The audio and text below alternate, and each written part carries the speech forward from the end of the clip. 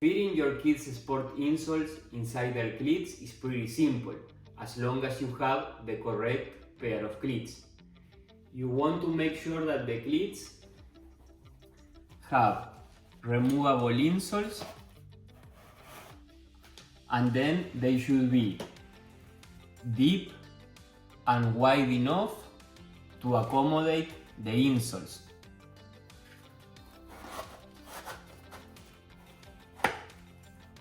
The one thing I suggest making sure is to slide your hand to make sure there's no extra space between the insole and the end of the cleats, and also to make sure, if we look from this angle, that the insole is fitting deeply inside the cleats.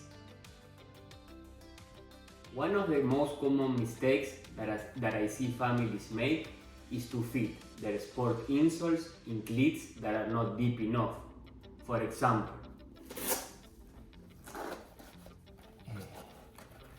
always remove the original insoles. If we fit the insole in this cleat, you can see how the insole is not deep enough inside the cleat. Where the arch is supposed to fit is too high. So it's really important that you look for cleats that are wide and deep enough to accommodate the insoles.